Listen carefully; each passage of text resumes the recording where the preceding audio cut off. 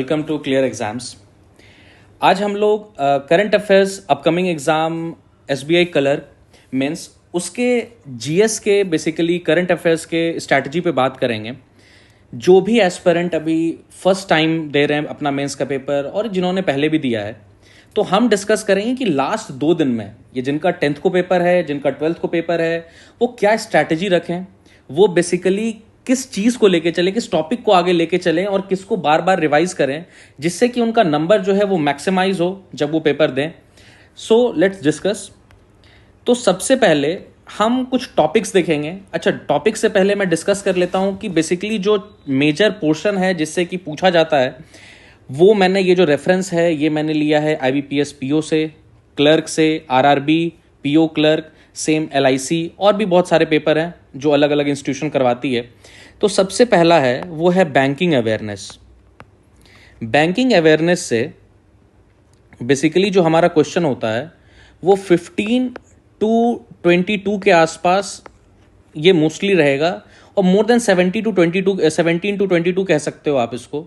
दूसरा जो मेजर चक रहता है वो रहता है इकोनॉमिक्स से, ये 5 टू 8 मार्क्स रहेगा। अब मैं क्वेश्चन एक बार थोड़ा इकोनॉमिक्स से बता दूं कि क्या पूछा जाएगा आपसे, लाइक फिएट मनी और जो इकोनॉमिक्स में टर्म्स होते हैं, ठीक है, उसके बारे में आपसे पूछा जाएगा। जीएनपी, जीडीपी, इससे रिलेटेड जो क्वेश्चन होते हैं, थोड़ा बेसिक जो होता है इकोनॉमिक्स का, वो पूछा जा सकता है।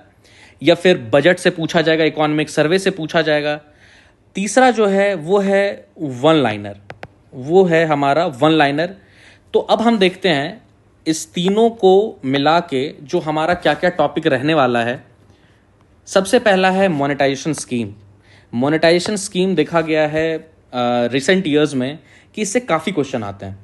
नेक्स्ट है आपका नोबेल प्राइज या बुकर प्राइज। नेक्स्ट है आपका मार्केट टर्म्स। फिर है pre sanction credit lines, SAARC, Udgam portal, defence exercises कि जैसे अभी इंडोनेशिया इंडिया का हुआ है या फिर यूएसए इंडिया का हुआ है, फ्रांस इंडिया का। तो इन सब एक्सरसाइज के बारे में आपको देखना है।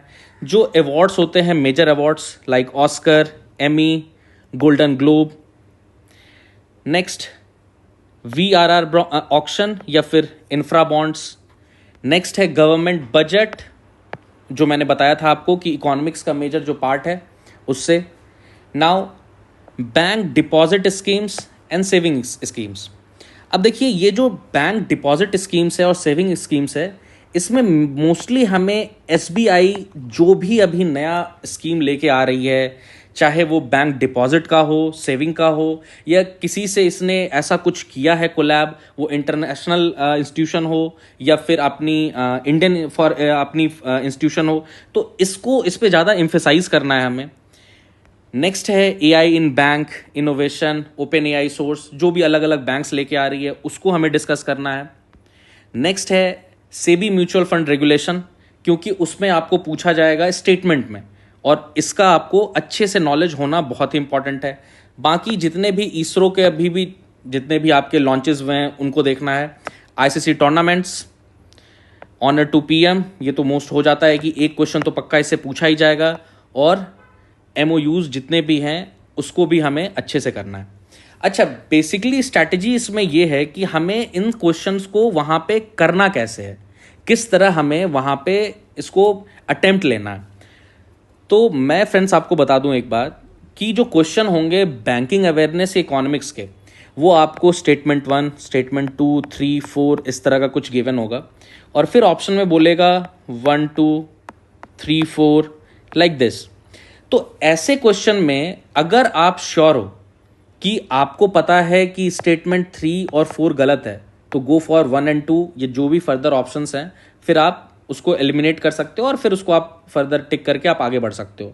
लेकिन अगर थोड़ा सा भी चांसेस है, थोड़ा भी मन में शंका है कि नहीं ये सही नहीं है, ये बिल्कुल मतलब शायद आप डाइसी हो कि होगा नहीं होगा, तो मैं रेकमेंड करूंगा कि ऐसे क्वेश्चन को आप मत करो, बिकॉज 99% टाइम्स ऐसे क्वेश्चन एग्जाम्स में गलत हो जाते हैं और वो आपको नेगेटिव के साथ साथ आपका जो 1 मार्क्स था और नेगेटिव, वो दोनों ही आपको पेनल्टी के तौर पे लगेगा। ठीक है, अब नेक्स्ट हम आते हैं कि किस क्वेश्चन को हम 50% वाले क्वेश्चन को किस तरह अटेम्प्ट करें।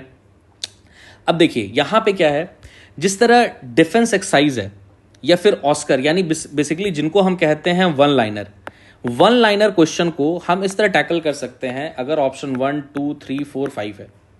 तो मोस्टली आप मान के चलो कि जो नन ऑफ द एबव होगा, none of the above most of the question में 95% क्वेश्चन में ये नहीं होगा, ठीक है। या फिर आपको अगर एलिमिनेट करना होगा तो ये आपको पहले ही पता चल जाएगा कि नहीं, ये फिफ्थ ऑप्शन तो नहीं होगा। बाकी हम देखेंगे किसमें, 1 2 3 4 में देखेंगे हम।